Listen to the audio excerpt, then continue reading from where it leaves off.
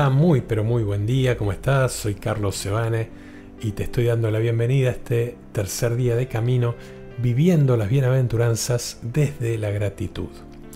La bienaventuranza de hoy dice: bienaventurados los que lloran, porque ellos serán consolados.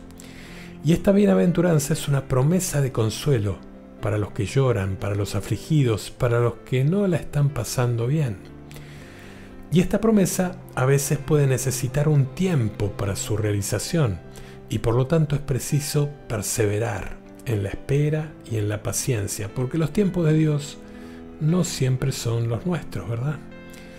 Pero Dios es fiel y sus promesas siempre se cumplen. Ya decía el Salmo 125 que los que siembran entre lágrimas cosechan con alegría. Dios sabe bien que no nos gusta el dolor, ¿verdad? Que nuestra tendencia natural se inclina por definir la felicidad como una total ausencia de dolor. Sin embargo, si observamos con atención y con profundidad, no podemos dejar de notar que el dolor nos vuelve más sensibles, por ejemplo, al sufrimiento de los demás. El dolor abre nuestro corazón, nos vuelve capaces de perdonar y de perdonarnos. Pero además el dolor muchas veces nos acerca a Dios, nos hace necesitarlo, nos hace buscarlo y nos hace encontrarlo. Todo esto es el inmenso regalo que nos hace el dolor. Por eso generalmente nuestra definición de felicidad es bastante parcial. Pero Jesús nos propone una definición mucho más honda, mucho más fecunda, mucho más madura. La felicidad definida como consuelo, que es la alegría que llega después del dolor. Y esa es una concepción más completa de la vida, más prudente, más sabia y más espiritual. Bienaventurados los que lloran, dice Jesús. Pero sería bueno que nos preguntemos qué tipo de lágrimas recibirán ese consuelo celestial. En primer lugar, obviamente, se refiere a las lágrimas del arrepentimiento, como las de Pedro cuando traicionó a Jesús, o como las de aquella mujer que se arrojó a los pies del Señor. Llorar por nuestros pecados, por haber errado el camino, es una consecuencia directa de la pobreza de espíritu, de darnos cuenta de nuestra necesidad de Dios. Lo curioso es que no siempre ocurre eso. Muchas veces no reconocemos nuestra debilidad. Sabemos que estamos equivocados y sin embargo preferimos aparentar estar bien. Y como resultado, nunca terminamos saboreando la maravilla del arrepentimiento. De todos los caminos que llevan al gozo, tal vez este sea el más extraño. La verdadera dicha, dice Jesús, empieza paradójicamente con una tristeza. Dichosos los que estén en dificultades y tienen la sensatez necesaria para reconocerlo. Ya decían los padres del desierto que quien llora su pecado es más grande que el que resucita a los muertos. Las lágrimas de arrepentimiento nos hacen experimentar el consuelo de la infinita misericordia y de la ternura del Señor, como el Hijo pródigo, que todos nosotros somos el Hijo pródigo, ¿verdad? Y la misericordia de Dios será siempre más grande que nuestro pecado, porque como decía San Pablo en la carta a los Romanos, donde abunda el pecado, sobreabunda la gracia. Pero también es cierto que no se puede medir el arrepentimiento únicamente por el criterio sensible de las lágrimas. El arrepentimiento consiste en reconocer las faltas, pero también se manifiesta en la voluntad de corregirse. Por eso, en segundo lugar, la bienaventuranza también se refiere a las lágrimas de compasión.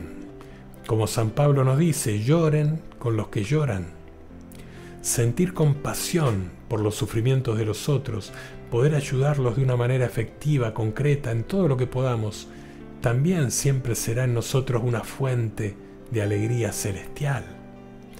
Las obras de misericordia que nos recomienda la Iglesia son una manera muy concreta de hacer efectiva la compasión que sentimos por los más pobres, por los más necesitados. Y consolando a los demás, con frecuencia experimentamos la maravilla de quedar nosotros consolados. Y hoy en día, mucha gente alrededor nuestra está más necesitada de consuelo y de aliento que de reproches. Porque ser discípulo de Jesús no es ir por la vida dando lecciones de moral a los demás, es sobre todo abrazar su sufrimiento, abrazar su angustia y sembrar confianza y esperanza en el Dios de lo imposible. Y también hay lágrimas que nacen de la emoción y la alegría. Las lágrimas más bellas son las que nos llenan los ojos cuando gustamos y vemos qué bueno es el Señor, como decía el Salmo 34, ¿verdad? Por eso ahora quiero invitarlos a que vayamos con la imaginación a un relato del Evangelio. Y allí encontramos a Pedro, un experto pescador, que distinguía muy bien los días apacibles de los días de tormenta. Sabía bien que no era nada bueno estar atrapado en medio de una tormenta. Y aquella noche eso sucedió. Pedro y el resto de los discípulos estaban ante una tormenta enorme. Los vientos rugían sobre el mar, los relámpagos iluminaban el cielo oscuro, la lluvia aumentaba y golpeaba contra la cubierta, hasta que todos los que estaban a bordo de la barca estaban empapados y tiritando de frío.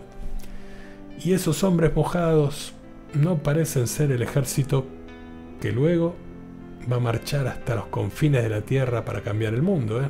No. Más bien parecen un grupito de marineros temerosos que se preguntan si la próxima ola será la última. Y muy probablemente todas las miradas de ellos estén fijas en Pedro, porque él era un experto pescador y ya había visto muchas de esas tormentas.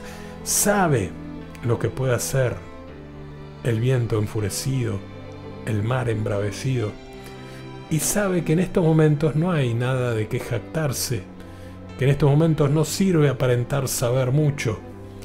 En estos momentos lo mejor es pedir ayuda. Y es por eso que cuando ve a Jesús que camina sobre el agua hacia la barca, es el primero que dice: Señor, si eres tú, manda que vaya a ti sobre las aguas. Evidentemente Pedro se dio cuenta de dos cosas. La primera es que él se estaba hundiendo, y la segunda es que Jesús seguía a flote.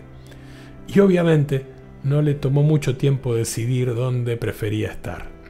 El Señor lo invita a ir con él, y Pedro no necesita que se lo repita.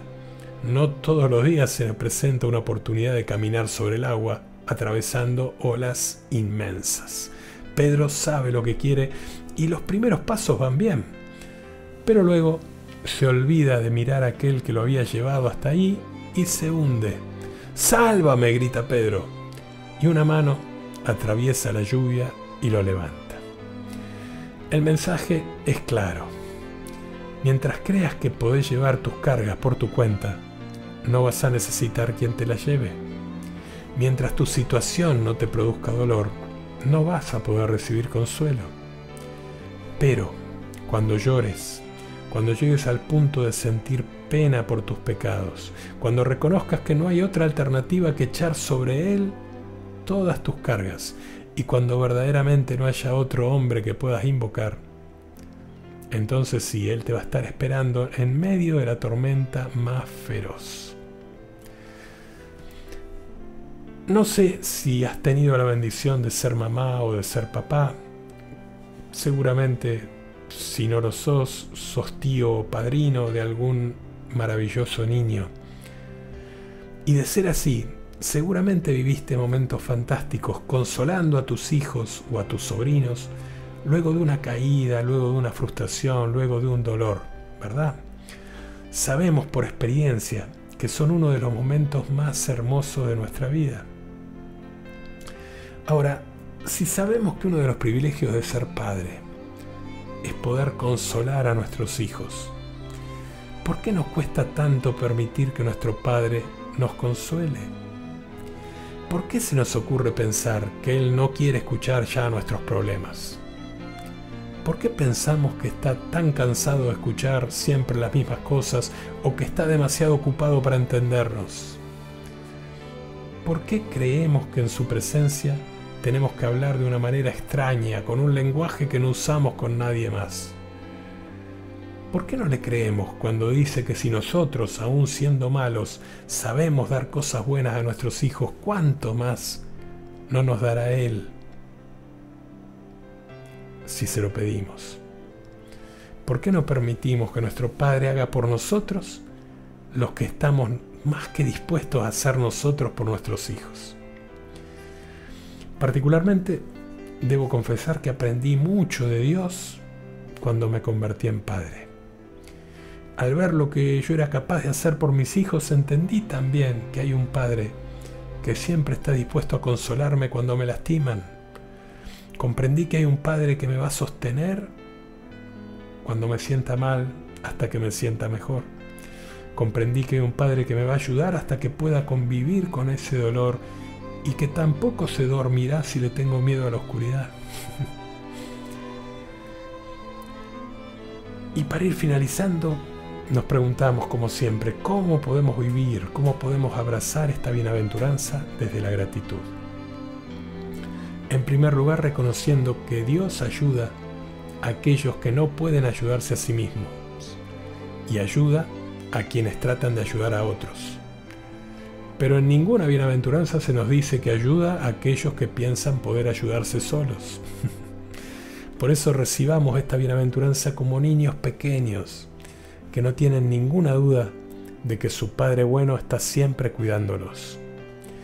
Y si decimos bienaventurados los que lloran, porque ellos serán consolados, lo contrario sería desafortunados los que no encuentran motivos para arrepentirse y cambiar el corazón, porque nunca van a conocer la alegría que brota de un corazón que ha conocido el perdón. La tarea para hoy será escribir esta bienaventuranza todas las veces que la necesites, y rumiarla, orarla, meditarla, tenerla presente todo el día. Hoy nos vamos a enfocar en aquello que los primeros cristianos llamaban metanoia, que significa más allá de la mente, un cambio de pensamiento, un cambio de mentalidad, un cambio radical de nuestra mirada sobre nuestra vida y sobre el mundo.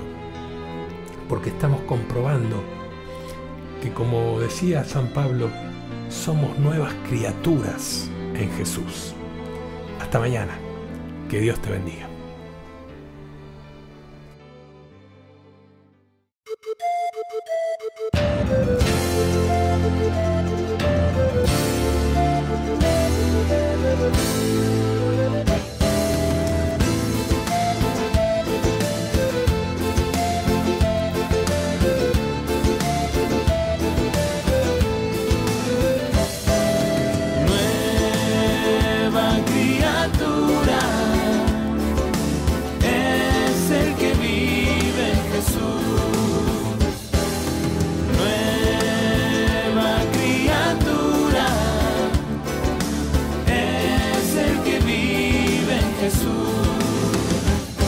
El mundo viejo ha desaparecido, todo es nuevo para aquel que está en Jesús, porque Dios estaba en Cristo, reconciliando al mundo consigo en la cruz.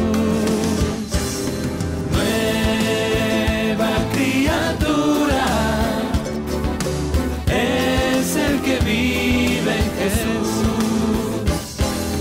Nueva criatura es el que vive en Jesús. Y sin tener en cuenta nuestras faltas, nos confía la reconciliación. Somos embajadores de Cristo y es Él quien los exhorta, reconcíliense con Dios. Nueva criatura es el que vive en Jesús. Nueva criatura